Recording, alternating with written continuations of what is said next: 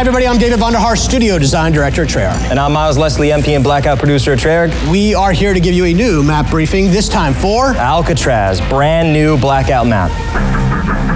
All right, let's jump into it. What's Alcatraz all about? Alcatraz is a small island, and that means super fast-paced, frenetically fun fighting. And our Zombies players might recognize this, but we've handcrafted Alcatraz for the Blackout experience. What makes Alcatraz special and different than the core Blackout map? So as an island, we've got 40 players in a quad configuration, so that's 10 teams battling it out, but the other big thing is respawns. What respawns mean here, while similar to Hot Pursuit or Down But Not Out, is that they're on a timer. Every 30 seconds, up to 5 times, you can redeploy back into this game.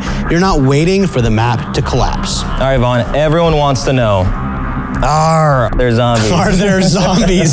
So listen, it's Alcatraz. You know, there might be some zombies over here, over here, over here, over here, over here, over here. I don't know. You have to find out for yourself.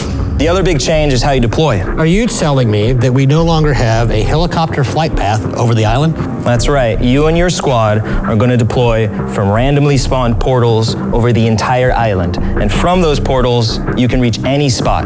And when you land and start looting, you might notice some other surprises. Alcatraz has items in all the kinds of places that you might expect, but what makes this special is the idea of the weapon wall buy. At these locations, you're guaranteed to find a new weapon every 30 seconds. Great way to be successful once dropping in. Learn those wall buys. They might save you.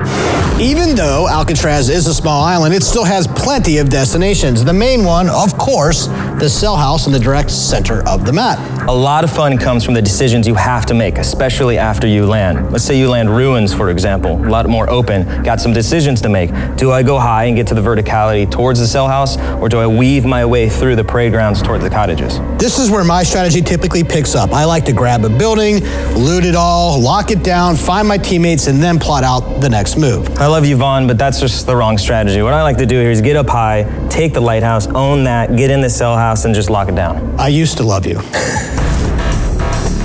Alcatraz has some very special map features of its own, like the tram. I love this thing. So we talked about that verticality. If you land docks and you want to run your way all the way up, you're going to have to weave through these stairs and get all the way up there. It's going to take a little bit of time.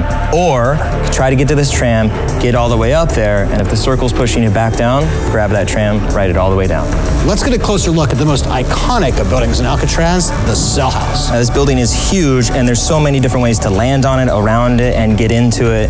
It really can suit your different play style. My favorite thing in all of Alcatraz is this view right here. This long-range interior stacked combat is extremely satisfying when your squad can take over the whole cell block.